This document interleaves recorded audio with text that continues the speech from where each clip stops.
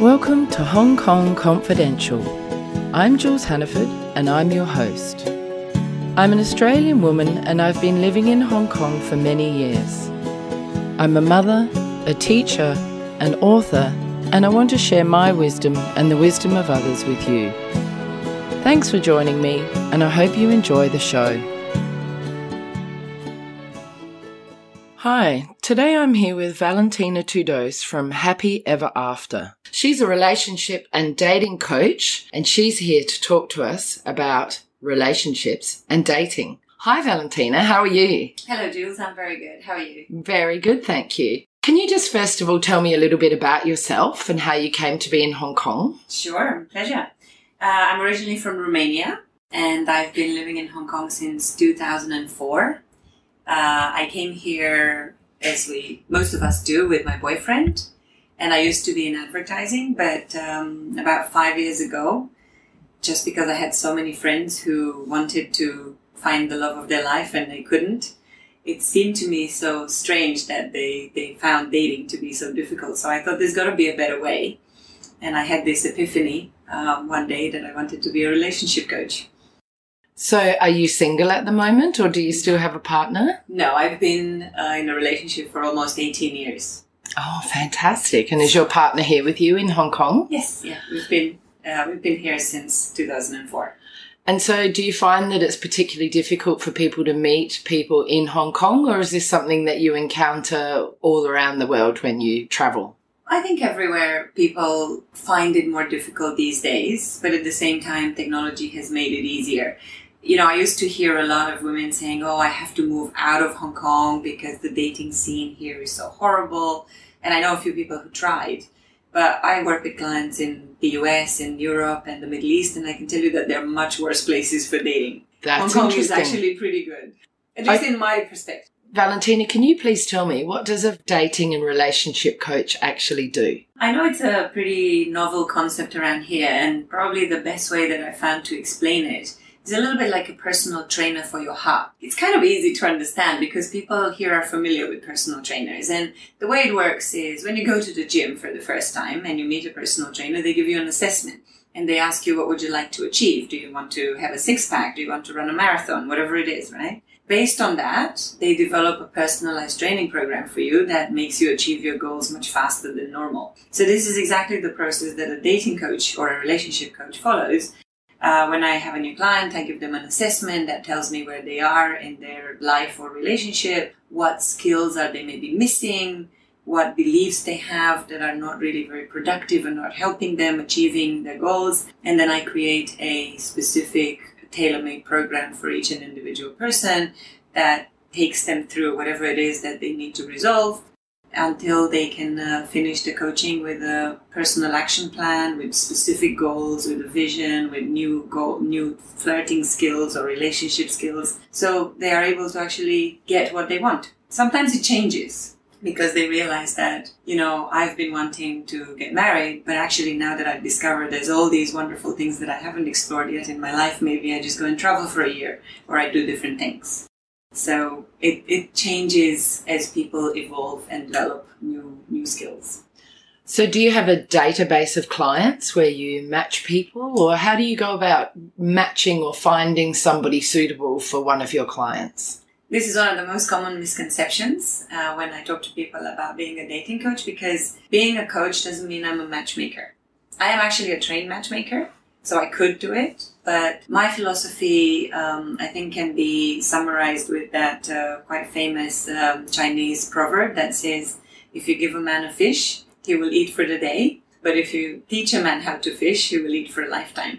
So for me, matchmaking is a bit like giving the man a fish. Or 10, depending on how many dates everybody needs. But if I actually focus all my attention on teaching my clients how to be more proactive about dating, how to understand what they're looking for, how to really manage their feelings and their, you know, the chemistry and all that, then they will be able to actually find partners by themselves. So I don't need to do it. I know I'm losing money because matchmaking is a huge business. But I'd rather do it this way because I'd rather empower people to find love themselves. That sounds fantastic. So in a way, you're like a life coach, but for the heart or for relationships. Relationship coaching is in my opinion, an advanced level life coaching or we're just more specialized, let's say. There are some side effects in the way that people actually learn a lot of things about themselves that affect the rest of their life. It's not just relationships, Very often clients I work with understand what their life purpose is. What is it that I'm actually really meant to do instead of sitting in an office and being bored doing accounting or something. So it is very much like life coaching, but specifically for your heart. And would you say that you're really developing people on a personal level and you're giving them skills to mean that they can communicate with people and put themselves out there alongside giving them ideas of activities they can do or places they can go to meet people? Yes. All of that is part of the program, if you like, depending on where everybody is, like I said. What I actually focus on in the beginning is understanding what are the internal barriers that we all have.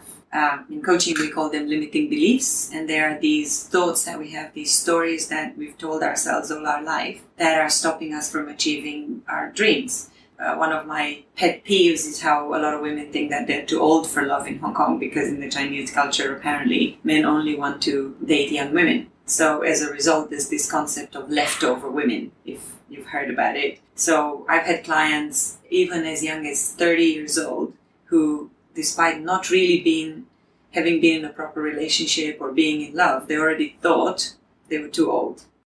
So when we're talking about too old, what age are we talking about here when women feel that they're kind of on the shelf? Well, like I said, the youngest client that I've had with this belief was 30 years old, which was a bit of a shock to me personally. Obviously, I don't know, being Western, I never really thought age was a problem. For me, age is really just a number. I've had lots of clients approach me with questions like, oh, wow, I don't want people to know that I'm over 40 because that reduces my chances of dating. And I said, well, I'm over 40. If I was single, obviously, I would be able to have a lot of dates. But I've been told, oh no, but you're Western, for Chinese women, it's harder. I think in general, technically they started about 35, but it really depends. I think everybody has different opinions. Do you have a client base from all different cultures? To my surprise, 80% of my clients are actually local Hong Kong women. I thought originally when I started this that the probably number one demographic would be maybe Western women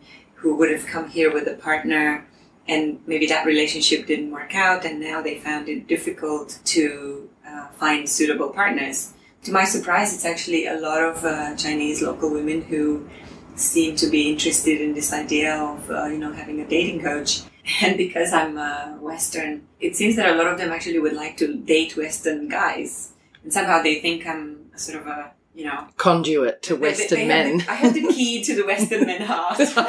Brilliant. But yeah, it's been very interesting for me to learn the difference in culture and how obviously the Asian culture differs from European culture when it comes to relationships and what challenges are specific to ladies from here. And why do you feel like the Asian women are looking more for Western men? Is there a particular reason?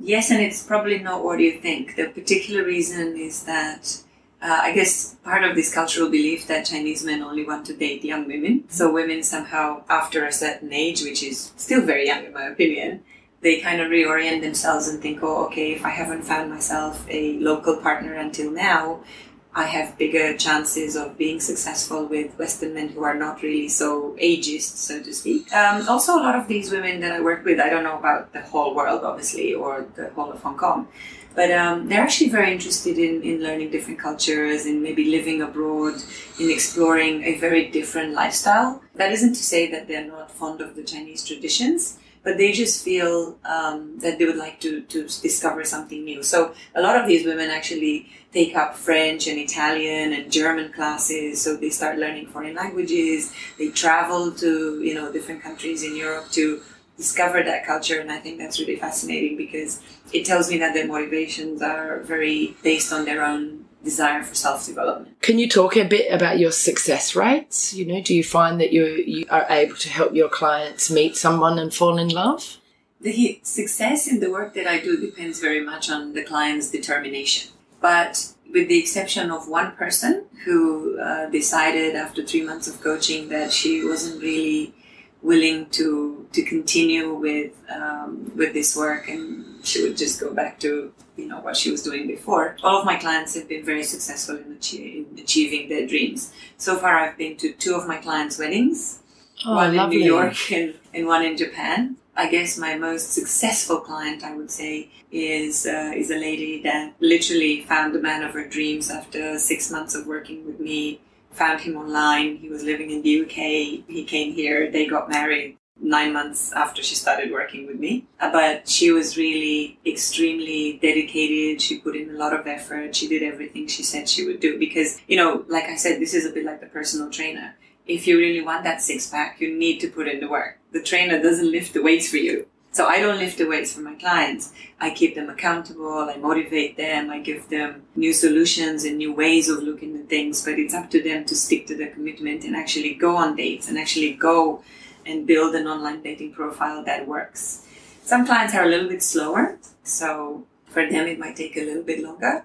But I can safely say that every single person I've worked with has achieved their dreams, at least partially, in the sense that they are very happy with their life right now and they are maybe dating happily. Maybe they've got other things they're working on. Like one of my clients a couple of years ago decided that actually she wanted to pursue her career and to continue to grow on the career scale, and that marriage was nowhere near as important to her. She was only 31. But at first she thought, I want to meet someone right now. So things change because as I think we all evolve a little bit, we discover new things are maybe more important. So people just adjust their path to whatever makes sense for them at that point. Fantastic. And do you work with any men? I work with some men. My passion is really to help women. So in general, it's not that I screen men out, but my marketing, if you like, the way I create my meetup groups and the singles events, I cater very much for the female audience, with a company called Happy Ever After. And with me being, the fairy godmother, it's usually the princesses who lead the fairy godmother, not the prince. But I do have a few male clients, and they are very interesting cases because they also give me a very good insight into what's happening in the male mind. Not that I didn't know, obviously based on personal experience, I've been there quite a bit, but the male clients offer a very different perspective, and it's very interesting to work with them. I have a lot to learn. So obviously, from what you said, you set up singles meetings or mixes for people. So you provide some opportunities for people to meet each other. Is that right? I do. So I do 2 kinds of events, if you like, or to create opportunities for people to meet each other. One of them are just casual single mingles, as I call them, where people, can come and connect. They're not fully like everybody just come and, picks a red straw or what other people are doing. I tend to moderate them quite a bit because usually people who come to these events are maybe a little shy, don't really know how to communicate, don't know how to introduce themselves. So I get, I brief them on icebreakers and different games that they have to play, different challenges and, little competition of who's more efficient at meeting lots of people. And usually I get very, very good reviews after these events because it's not just sitting there, the shy ones are always going to sit in the corner if they don't get pushed, and they're not going to meet anybody, and therefore there's not much point. The second type of events that I organize is a lot of workshops and seminars where I talk about the science of attraction, about, what are some things that you need to know, for example, to understand if a person that you're dating is the one, or, how hormones affect us when we're in love, or how to communicate better, or how to resolve conflicts and all that. So I have several meetup groups that I moderate, and I hold lots of events for those. That sounds fantastic. I think many of our listeners would probably love to know, how do they know if they've met the one? What's the secret? No, this is the number one question that I get asked everywhere that I go. Sure. Women and men kind of like, I'm dating this wonderful person, everything seems like too good to be true. So how do I know? The answer is easy, but it's not simple to do. So I believe that in order to know if you've met the one, you need a couple of key ingredients. First of all, you actually need to have a vision for your life and your relationship. You need to be very clear about what is it that you want in your life, what kind of person would be a good balance for you, for who you are today. Obviously, what we're looking for in a partner is someone to balance us, to teach us something, to help us grow. So understanding where you are and what your path is can really give you a very good indication that you've met someone who's actually willing to walk that path with you. The second criteria, or the second part, is having very clear relationship criteria, which I call relationship requirements. My definition of relationship requirements is a little bit like, if you were baking a cake, these would be your ingredients. What must be there for you to get the cake? Let's say you're baking, like a carrot cake. You must have eggs, and you must have carrots, and you must have sugar. All of these things must be there for you to get the cake that you want. So with requirements, it's the same. Most of us have 8, 12 requirements. These are non-negotiable things that have to be present in relationship. And when I ask people about their requirements, they say, well, I want to date someone who's tall, dark, and handsome, who works in a bank and makes $1 million a year. But guess what? Those are not really the most important things. Of course, we all want to date some Prince Charming who is rich and can whisk us to some fancy castle. But the requirements that I'm talking about are much more fundamental things to the relationship, like trust and loyalty. And do they want children? Do they even want to be married? Things that are very deep and not so easy to acknowledge immediately when you meet someone. But I help clients figure these things out by working with them and testing them and making sure that, if this happened, let's say if your partner cheated on you, would you forgive him and keep going, or would that be an actual deal breaker? And obviously then we discuss what would be some situations. And this, having this list of requirements is a little bit like your checklist. Once you know that a person ticks all the boxes, he's the one. It's very easy once you have it all clear. Can you tell me some of the top tips for a first date and how we can keep our dates stress-free? Well, I think there are 2 reasons why the first date is so difficult for most people. First of all is our expectations. Let's say you meet someone on one of the dating apps or something like that, and it's the first time that you're meeting the person in person, and you're thinking, oh my God, yeah, we've been chatting, everything has been so good. So by chatting to a person and connecting with them online, you start to develop a certain story. You start to kind of imagine how you're going to wear this beautiful dress, and he's going to be really charming, and he's going to take you to a beautiful restaurant. This creates an expectation. This creates what I call attachment to an outcome. Because the moment the real date doesn't go as you planned it in your head, you're disappointed. And, on a first date, many things can happen. If you don't have that attachment to that particular outcome, if you can go there as if you were going to just any other coffee with someone, then you wouldn't be disappointed. So my secret to not being disappointed on dates is essentially not to put your expectations very high. The reason we are stressed about a new date is because we're thinking, oh my God, I need to impress this person. I need to be on my best behavior and make sure that they love me. When I work with clients in this area, I try to say to them that actually a first date is a bit like a job interview, except you're not the person being interviewed. You're the interviewer. Because what you really, really want to find out in the first date is, do I like this person enough to want to have a second date? If you are prepared, if you know what you want, if you have your list of requirements there, I'm not saying as an actual list, you don't have to go with a questionnaire and say, can you please fill this in for me? But just in your head, you know what's important. And the moment something happens that doesn't fit with one of your requirements, you know that there's no point even trying to have a second date. I don't know, as an example, if it makes it easier for the listeners, one of my clients knew after work that we've done that she knew that generosity was a very important component of her relationship. She was a very generous person, really into charity and all this kind of stuff. So, of course, she was hoping that her future partner would share this. So she went on a date with someone, and when she got to the coffee shop, he was there, and he said, yeah, go ahead and get yourself something. I brought my own water. So for her, this was like, wow, this is a really weird thing, because it's either the person is rude and they're not even thinking of offering me a coffee. Not that she couldn't afford it, God forbid, but it was just, the polite thing to do. And secondly, in a coffee shop, he brings his own water. unless he has some sort of disease that demands him to be in a particular type of water, it didn't sound like he was very generous. So she actually made the decision not to stay very long. She just stayed for a few minutes, made small talk, and then she excused herself, saying that this is not going to work. But this is how powerful this knowledge of your requirement is, because it means you don't waste time. So being prepared is my number one tip, and two, not putting your expectations too high. That makes so much sense, and it's really, really wise advice. One of the things I've noticed as an online dater myself is that when you're chatting to people, they can really present themselves in a certain way. And if they're very good at writing, they can be very sort of engaging and interesting. But when you meet them, they're not that person. Is this sort of a common discovery that many of the women and men that you work with find?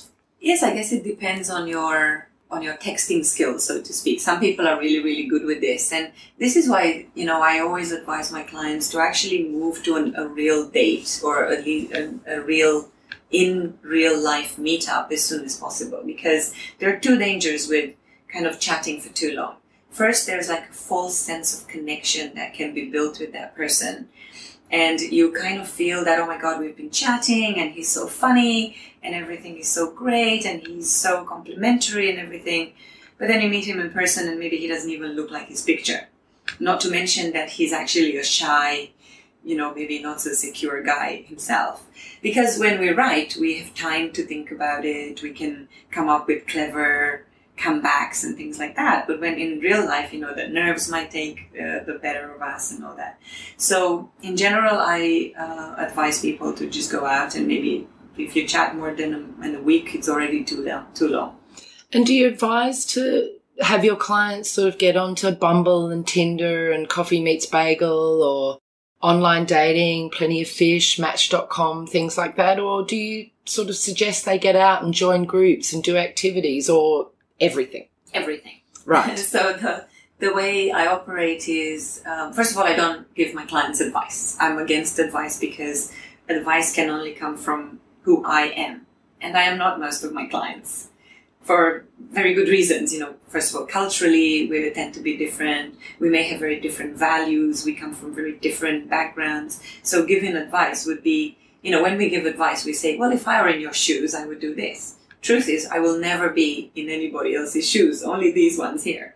So I try not to give advice, but what I focus on is helping clients find a solution themselves. So when it comes to what I call attraction venues, which is what you're describing, I believe that there are 4 different levels.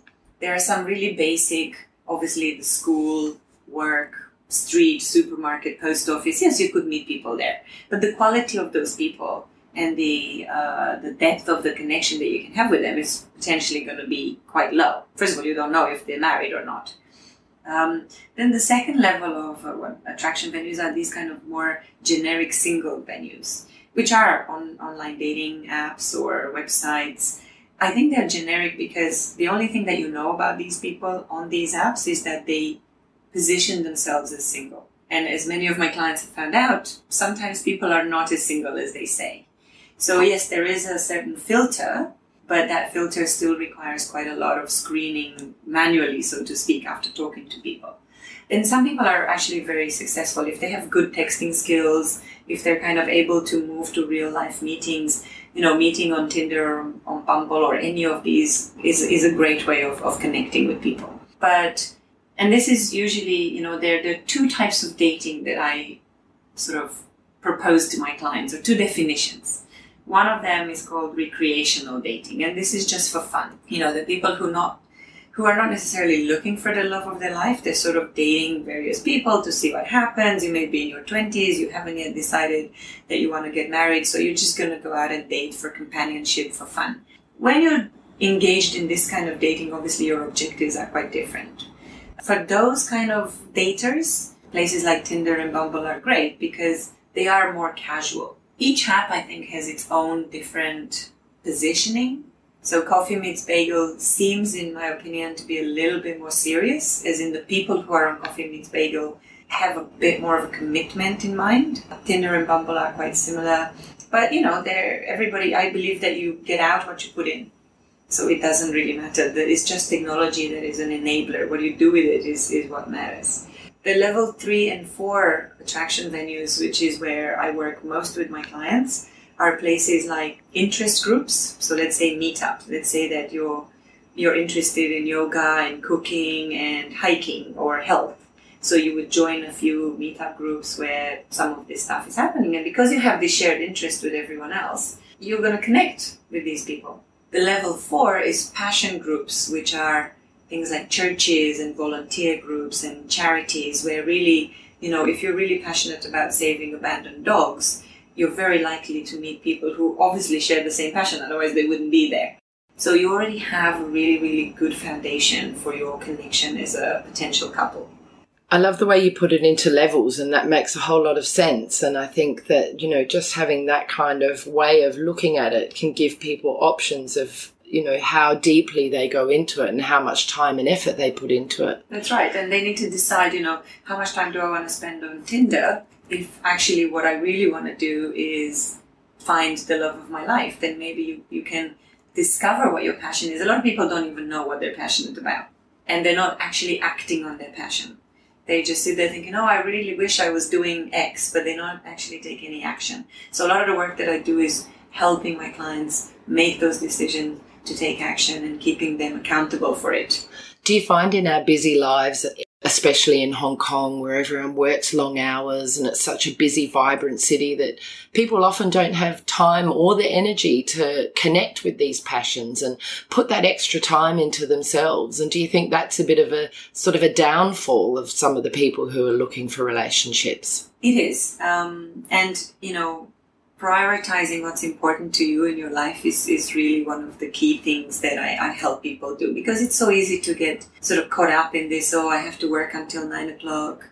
My boss makes me work on Saturdays, and where am I going to find anybody? I'm not going to find anybody at work. But it's really a conscious decision that we have to make, because you know what? Actually, there's an ironic meaning to the name of my company, because I called it Happy Ever After because everyone is sort of waiting like a princess in the tower, waiting for Prince Charming to come. But my belief is you actually have to go out there and find Prince Charming yourself, because he might be lost at work somewhere, poor thing, right? So, yes, it is about prioritizing. It is about making time. Because if you don't do anything like that, actually some people come to me and they say, oh, I'd really like your help. I really want you to do something to help me find someone. But then they say, oh, actually, you know what, I'm not even sure I will have time to come and see you. Well, if you don't have time to spare 1 hour a week, that's all I'm asking, or at least that's what you need to put in. How are you going to be able to go on 2 or 3 dates a week maybe, or how are you going to spend the time doing everything that you need to do to become the person that you want to be? So in general, they're not ready. So I wait for them to become ready. Sure, because not only do they have to come and see you and make the time, they've got to do their homework. Exactly. And they've got to go out and put into practice what they're learning with you. Otherwise, it's wasted. Yeah. If you come to a relationship coach, make commitments, say, yes, I'm going to go online, I'm going to meet people, and then you say, oh, I didn't really do any of that because I was too busy at work or I was too tired. Well, nothing's going to happen. And then you're thinking, oh, but I've been working with you for 6 months. It's like, yeah, but you haven't actually gone on any date. So obviously, I don't let clients not do anything for 6 months, for sure. If they are not putting in the effort, then obviously there's no point taking their money. So, sure. I manage it with them, and I try not to, I never make my clients wrong. Nothing that they do is wrong. Everybody does the best they can and with the best of the ability at that time. But my role is really to motivate them, to help them find new ways, because sometimes they make a commitment and that doesn't work. And when they don't do it, let's say 2 consecutive weeks, I know that is never going to happen. So then we look for other options. We look for different things. Maybe they say, oh, I don't want to use online dating anymore, but then they don't do anything in real life. So then we find different ways. So there's always an alternative. There's always a different perspective on things. And in this day and age, I really am aware that dating scams are becoming more and more prevalent. Do you give your clients tips on what to look out for to make sure that they keep safe and don't make mistakes in that area? Yes, there's. I've had a lot of experience with this because, like I mentioned, I manage a couple of meetup groups, and of course there's no control over who joins a meetup group, and then meetup members can message each other without the any moderation from me. But I've had several ladies who've reported to me kind of predators that were connecting with them and telling them all these stories. So on a regular basis, I send a lot of information to my clients or my potential clients or the meetup members. And also, one of the services that I offer my clients is help with creating an online dating profile that doesn't have any of the clues that scammers are looking for. Because scammers are very clever people, and I don't know for sure, but my belief is that they have actual algorithms that are looking for specific words or specific descriptions in profiles.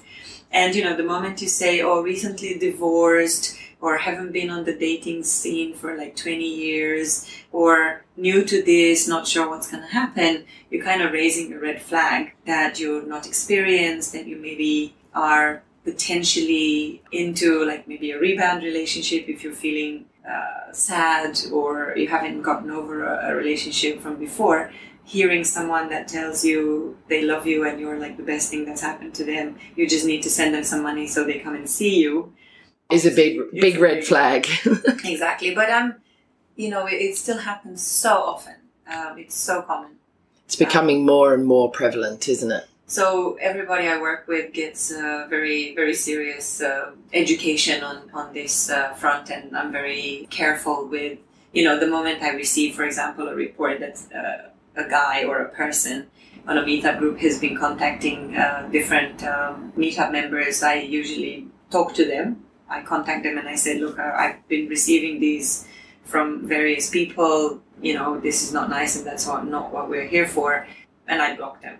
But of course I cannot stop people from giving them their phone numbers and their email addresses and things like that. Of course I send a lot of information to the people there to protect themselves, because I feel responsible. That's great, and it's so important in this day and age. And one of the biggest rules, I guess, is don't give anyone any money. Oh yeah, well, that's number one, isn't it? I thought everybody would know that. Well, unfortunately, people don't, do they? Well, love is a really big thing, and these guys are really, really good, So I don't really blame everybody. What is some of your advice for creating a good online dating profile? Actually, I recently wrote a book with a friend of mine who's a matchmaker called Winning the Dating Game. And in this book, it's an ebook, it's not really too long. But in this book, we focus very much on how to create the perfect online dating profile. And for me, like the top 3 things that I see a lot on dating profiles is really, really poor pictures. Not only pictures that don't show you, but pictures that really have nothing to do with your life, or they just put you in like really not the best position. So the best thing to do, dating apps function on a very basic instinctive reaction of our brain, which tells us within seconds when we look at someone if we're attracted to them or not. So having a good picture on your profile guarantees that at least people are going to be able to respond naturally to that sort of swiping left or right. For example, profiles with only one picture would never get a yes from me, because you don't know anything about that person. First of all, you don't know if they're real. So having a good picture, ideally more than one, obviously, up to 6 pictures, a full body picture, a frontal picture where you're smiling. So, the way I tell my clients is like, look, imagine that you're standing or sitting at the bar and looking at someone. What would you do? Well, I would smile, I would look at them in a particular way. Well, your profile picture needs to be a bit like that, because there's that moment where your eyes cross, they meet across the bar and everything is happening. But another thing that people are usually forgetting when it comes to online dating profiles is to have any sort of description. And it kind of leaves people, even if you're a very attractive person, unless you want to be objectified by your matches, you kind of need to give them a little bit of information about yourself.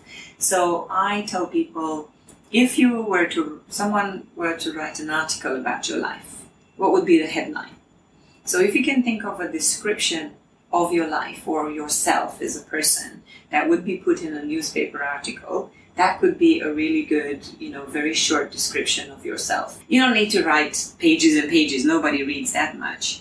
But it's kind of good to have color, to have humor to position yourself as a fun, adventurous, interesting person. And you can do that by a story that is made up of pictures and then helped with a few very good words. So when I work with clients on online dating profiles, we do a whole exercise about how they define who they are, how their friends describe them, how their ideal partner looks and sounds. So it's quite detailed, should we say. That's great advice. I wonder if you can tell me what some of the key qualities we should look for in a date are. Well, this is a very personal thing, obviously, because I believe that we're all looking for someone to balance us. I believe that the perfect partner is someone who's at the same time very similar to us, but also very different. We need to have mystery and similarities to create a good connection. Obviously, similarities give us a foundation. So liking the same food, coming from similar cultures, having, being passionate about a certain thing or two things. It gives us the friendship basis, if you like, because it allows us to spend time together outside of the bedroom without being bored with each other. But the mystery and the differences are what keeps us grow. And they teach us something about ourselves.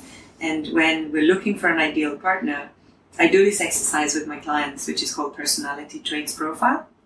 And I ask people to mark on a whole bunch of words, let's say critical and accepting, or judgmental and something else, and to say where are they on this continuum and where would their ideal partner be. And most people learn that actually they would like to date someone very, very similar to them, except for 3 or 4 key things where they feel they're lacking or they could be better, and the partner would be able to balance them.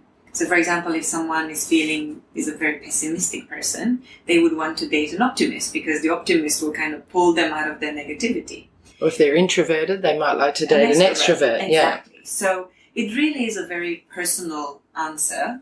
Of course, there are some general things like respect, like being generous. Sense of humor. But it really is very up to each individual person to decide what they're looking for. And do you have any views on long-distance relationships?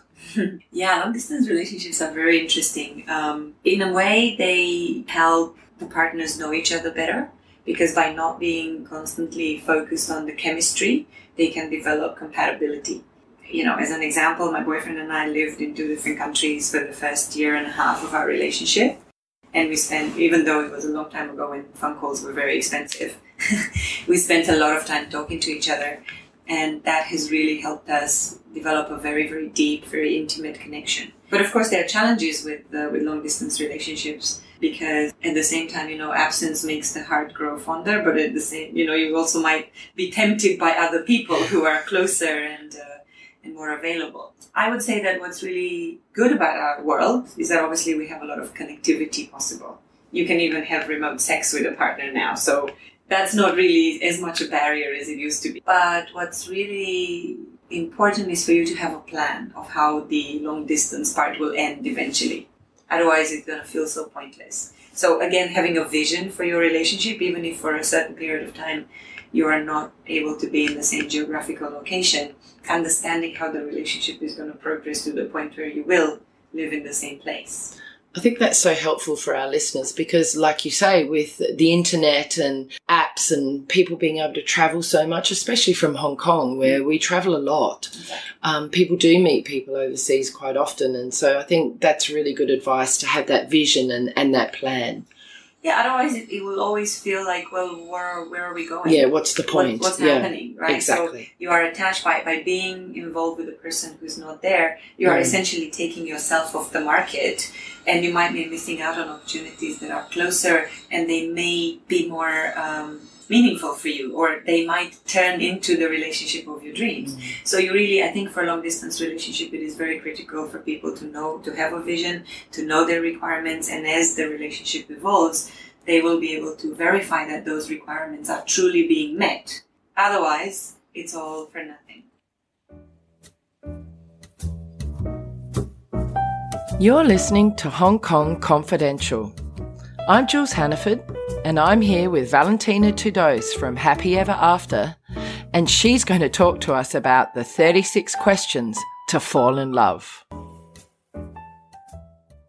Can you share your thoughts on the 36 questions to fall in love? Are you aware of that article from the New York Times in 2015? Yes, it's one of my favorite first dates game. So one of the things that I suggest to my clients as they prepare for the first 3 dates is to actually go through the 36 questions. I'm not saying they necessarily have to do the whole thing, because you don't necessarily want to fall in love with every single person you date.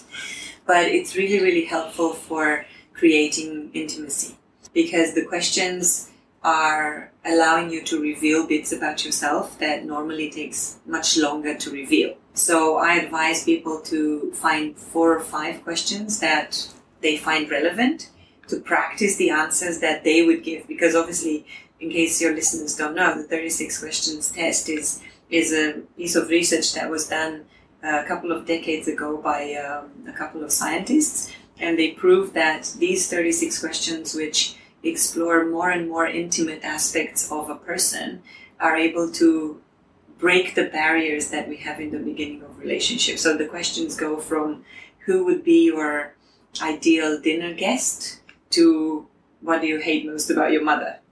So within the space of maybe 2 hours, as the 2 partners sit across the table and they ask these questions to each other and they both give answers, they learn so much intimate and details about themselves, and they open up and they become vulnerable, that this is how true intimacy gets created. So at the end of it, if you really want to overdo it, you have to finish this conversation by staring into each other's eyes silently for 4 minutes. And apparently, I haven't tested this personally because I was already in love. And I didn't really want to cheat on my boyfriend that much. But apparently people who have tried this have had very, very good results, and they've ended up in a relationship together. I think it's a way to fast track the initial attraction and development of the relationship, isn't it? And for our listeners, they can find it by Google, 36 questions to fall in love. It is a great way to get to know someone quickly. You can actually download as a quick app. You can put it on your phone. Oh, great. I didn't know that. So you can sit there at the table at your next dinner date and ask these questions. Can you tell me any things that we should talk about on a date or avoid talking about on dates? Well, depending on what number date it is, right? Let's say early on. Well, in the first 3 dates, what I would talk about would be my passions and interests, because a lot of people get very sidetracked with their work, with complaining about their job, like how horrible they're working so late is so difficult, or they tend to complain about their dating life. In general, I would say avoid complaining, because nobody likes a complainer. Nobody likes to be sort of taking into the negative energy space. By focusing on your interests, you can talk about travel, you can talk about adventures, you can talk about books you've read. It's so broad. When you focus on, of course, everybody, like invariably every single client tells me one of their requirements is passion, for their partner to be passionate about something. It's not necessarily physical passion, but have something that they're passionate about. So the moment we start talking very passionately about something, we're never boring. And like there's been a study that showed that the number one reason first dates were never followed by the second date was because the date was boring. The best way not to be boring is, first of all, be interested in the other person, and then share something important about you. Important not in, oh, you know, I've lost my sister when I was 5. That's not really important, and it's also a little bit negative and it can derail the conversation. But something that is meaningful to you, like your goals and your visions, and where do you want to be? You know, where do you, not the sort of interview question, where do you see yourself in 5 years? But what are some things that you would like to really do? Things like bucket lists and all that.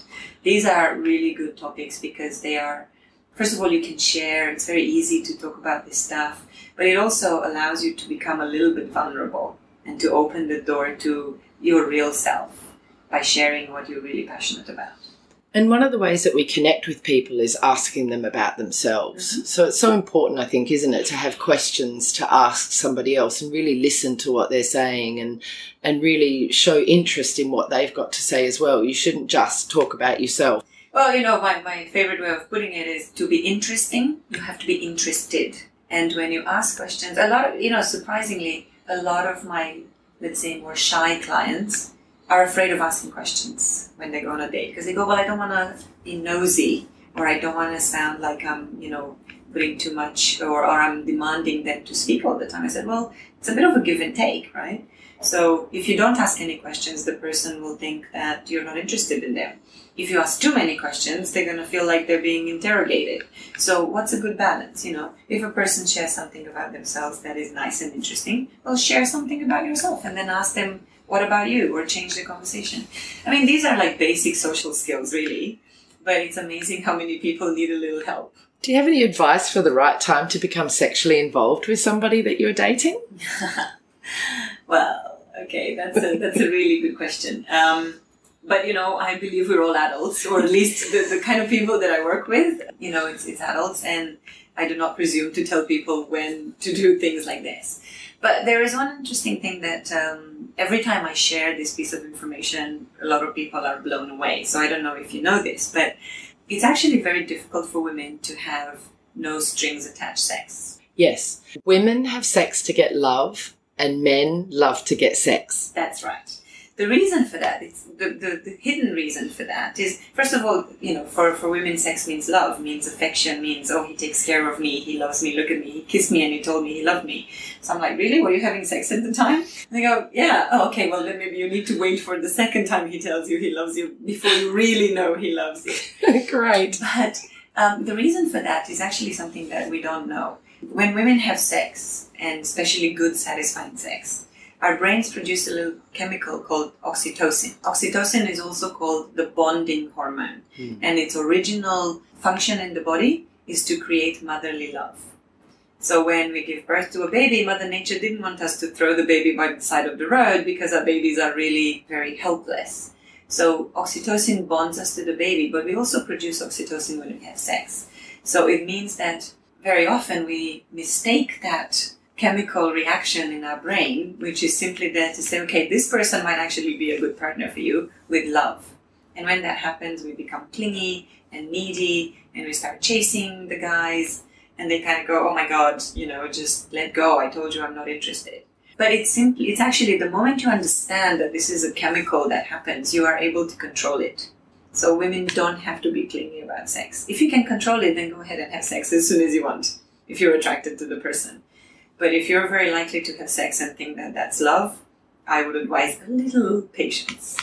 And most people would know which end of the spectrum they're at for that, wouldn't they? Of course. But then also, they kind of need to know what makes them compatible with that person. So waiting before jumping into bed allows you to create compatibility, to develop common interests, or to identify what would you have in common. Because if you just jump straight into bed, you might find that 2 years later, when the whole sexual lust phase is over, you wake up in the bed next to someone and you go, who are you? Yeah, what have we got in common? Yeah, exactly. I don't have anything to say to you, and now that I don't want to rip your clothes off anymore, we have to move on.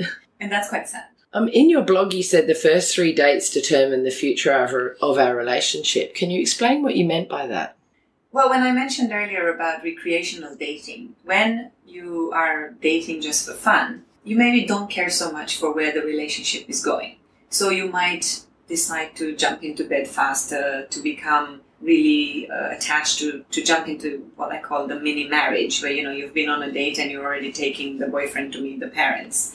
You know nothing about them, really. I mean, even if you've had the most amazing sex of your life, you don't actually know that much about this person. When you're practicing the other type of dating, which is called, or I call committed dating, when you have very specific objectives of meeting the love of your life, then the first 3 dates are really critical, because this is the time where you really check that your requirements are being met, that you have the right foundation with this person for you to explore it, where you can really test with if the person says all these things that they say is true.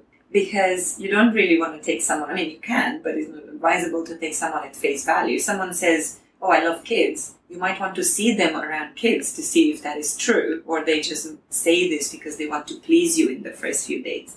So, it's this part about balancing your heart with your head, that when you approach the first 3 dates strategically, understanding what your objectives are each time and following a specific path or a specific process, you're more likely to meet those objectives. Do you think it's important to set boundaries in relationships? Oh, absolutely, 100%. The only way you can be successful in a relationship is for you to stay an individual while becoming a whole, if you know what I mean. One of the most difficult relationship skills that I advocate, if you like, is this idea of differentiation, of being a self-sufficient, fully functional person, even while being in a relationship. So just because you found the love of your life, it doesn't mean that you forget all your friends, that you suddenly don't do all the things that you were doing before, that you maybe start smoking, like I know some people start doing, just to adjust to the other person. I feel that there's a bit of a myth around, the me becoming we, right? So you become like this different unit. But if you lose your identity in this process, you're going to suffer, because after a while, you're not going to know who you are. And loss of identity is the worst thing that can happen for you in a relationship. Creating and enforcing boundaries is the best way for you to protect yourself with a capital S, who you really are. Because yes, you adjust to a relationship, you maybe compromise, but boundaries are a way for you to stay your own individual person. Do gender and sexuality affect the advice you give on dating? I have worked with gay clients before, and I did have to take a special training for it. Because although there are some similar problems that we're facing, typically same-sex couples have a lot of other issues, depending on whether they are two men or two women. There are very different ways of approaching them. So it is specific. I wouldn't approach the same. I don't think that everyone has the same problems. How do you suggest that somebody extricate themselves from a really difficult date or a date where they're not feeling comfortable? Through planning, first of all. So number one thing to do is to actually have an exit strategy before you go into any date. You asked me earlier how not to be stressed when you're going on a date. Plan ahead. It's really horrible if you kind of make a phone call and your mom calls you and say, oh, your dog died, come home, because the other partner is going to know and they're going to be hurt. And we're all afraid of rejection at some level, and it's never nice to do it, even if they seem a little bit of a creep or something. But if you're planned, if you already say to the date, hey, look, I've got something going on. This would only happen in the early few dates, right? If you've been with someone 3 or 4 times, you already know that they're not a creep or they're probably not going to jump on you. So in the early dates, it's good to have a way of getting out of there before things get nasty. This is why I think you may have seen this on my blog. I usually suggest that the first dates are always during the day instead of going out at night. Yes, I saw that. Because, of course, the reason for that is really simple. You want to keep it as non-committal and as simple as possible, right? You don't want to give any opportunities to create difficult situations. So the best way to do it is to go for a coffee in the afternoon. Remember, your first objective, the only objective, is to decide if you want to meet this person again. If they're creepy or weird or they in some way make you feel uncomfortable, it's easier to finish a coffee date and to say, oh, I'm so sorry, I've got to go back to work, or my boss just texted me or something like that, than if you're sitting at an expensive dinner and you're kind of committed and you know it's rude to just stand up and leave. So meeting during the day first is the best way. Do you have any crazy or funny dating stories you can share with us? One of the funniest. I had this client who was really, really lovely, but she really, really wanted to find a partner, like a lot of people do. And after working together for a while, she confessed to me that, it's really very painful when I go to all these different events and I see all these guys and I think they're perfect for me. And they don't talk to me. I said, oh, but why? Obviously people have the right to choose who they're attracted to, and we're not attracted to everyone. She said, what do you mean? I think every single guy that I meet is my Mr. Right. So I was like, what? But, I guess for her, she really was extremely optimistic and very, very hopeful. She was going to many, many networking groups and all that. And she really was very dedicated. Seriously, one of my most dedicated clients ever. But at the same time, I realized that this mindset made sure that she was always very, very disappointed. Because, of course, if you put this label of Mr. Right over every single guy you see with not even the knowledge that they're even single, of course, the level of rejection that you're going to suffer is kind of out of this world. And the day when I said to her, I said, look, there are people that you look at them and you think, no, No, definitely not. All right. So imagine that you have 3 buckets in front of you. One of them is definitely no's. You look at people, they go, well, they're maybe too young, too old. They have a wedding ring on, so clearly not someone that makes any sense to approach. So that's how you screen, you go through I don't know whether you're doing it on Tinder or you're doing it at an event, is exactly the same, right? But basically you look at people and you put the no's in the no bucket. And then you maybe have a maybe bucket.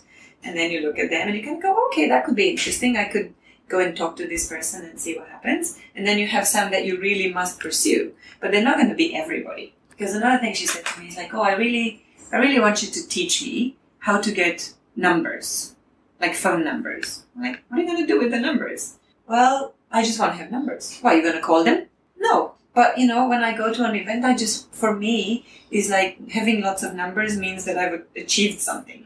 Like, okay, well, let's reframe this one, because what you really need to look at is a very different approach, right? So anyway, that was one of the funniest stories. That is hilarious. Did she get a partner? Is she still single, or? She's still dating. Awesome. She's working through it. Awesome. At least it's a slow process. At least she hasn't given up and she's got a positive attitude. One day is going to happen, but she's learned quite a lot that, numbers are not really a goal in itself. What advice would you give to the single man or woman who would like to find love? First of all, is to know themselves, to really understand what makes them good for a relationship. Because I believe, very often we focus on the other. We want to find someone who is this and this and this and this. But we don't really pay attention to ourselves and how we come across. What do I bring to my ideal relationship? So I had an interesting story once in a workshop where we were talking about requirements. So I gave the participants a list of things and the different possible requirements. And one of the ladies who was there said, oh yeah, what's really important for me is to have emotional intimacy in my relationship. So we explored it. We always talk about what does it mean. And then after a while, she was quiet as we were working through the group. And after a while, she said, oh, I think I've just had a really interesting insight. My partner is really very emotionally open. He is open about everything, but I'm the one with the problem. I cannot open up. I cannot tell him stuff about myself.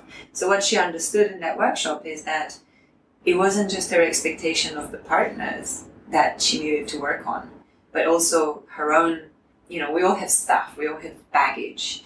And if we really want to be able to build this ideal relationship, we need to be able to contribute in the same way, in a balanced way. And that's why having a dating coach is so important or so useful, because it can help you have these revelations that, can help you get more in touch with yourself and lead to this process of meeting and finding someone to fall in love. That's right. And I think what's really powerful about the work that I do, and not because I do it, because other people much smarter than me have invented it, is the very structured approach. Nothing is, when you come here for a session, we don't just sit and chat like 2 old friends and gossip and tell me stories. As you said earlier, there's homework. There are some assignments like food for thought that the clients need to think about. And this helps them really understand what is it that they're bringing to the relationship, what is it that they believe that it's stopping them. And this structure really works very, very well for people. I can see how, if you go to the gym and do random stuff, you're not going to achieve anything, because you're always going to maybe work the same groups of muscles. In the same way, dating coaching helps you kind of practice different things and learn new things and move, like literally week to week. I can see people how they make a real change in their life. And I judge it by the number of tissues that we're using. In the beginning, we use a lot more tissues, and then 3 or 4 sessions later, there's no more crying. Brilliant. So that's brilliant. Really good. Well, Valentina, thank you so much for sharing all your wise wisdom. How can our listeners get in touch with you if they would like to have a dating and relationship coach in Hong Kong? Probably easiest way would be to visit my website, which is www.happyeverafter. Happy, not happily. Yeah, Happy Ever After. Happyeverafter.asia. Or find me on Facebook as well. So Happy in Hong Kong. I have a Facebook group. I have a Facebook page. It's everywhere. Okay, great. And do you work with people overseas if people want to have Skype with you? Yes, I do have clients in the US, in the Middle East and Europe. At the moment, for Asia, I focus mostly on Hong Kong, but mostly because I like to work a lot with people face-to-face. But I'm about to launch an online program that people can actually download very soon. So it's a self-study program. It still gets the benefit of having me guiding the clients through all the exercises, but they have to do it themselves. And of course, if they need any help, I'm available. And this program will actually be available on a much broader geographical basis. But a lot of the work that I do is actually on the phone or Skype. Fantastic. And how can people access that program when it's up and running? Well, I will actually post it on my Facebook page and on my website. And everybody Great. And you can post it on Hong Kong Confidential as well. For sure. Absolutely. Great. Awesome. Absolutely. Fantastic. No, thank you so much. Inspirational, very interesting. And I'm sure there's going to be loads of listeners out here who really do appreciate you giving the time and sharing your wisdom. And I think you might get a few contacts out of this for sure. I do hope so. My mission is really to help as many people as possible. And judging by how many unhappy people I meet in Hong Kong, the more the merrier. Yeah. For them. Obviously for me it's also good, but this is really following my passion. So I would be really very happy to help people. So that brings us to the end of another Hong Kong Confidential podcast. I'm Jules Hannaford. Thanks for joining me, and I hope you'll be with me again next week. If you enjoyed today's podcast, please can you go to iTunes to rate and review it. I would really appreciate your feedback. You can email me at jules@hongkongconfidential.net, and you can find me on Facebook and Instagram at Hong Kong Confidential. If you'd like to hit me up on Twitter, it's at Jules Hannaford. I would love to hear from you.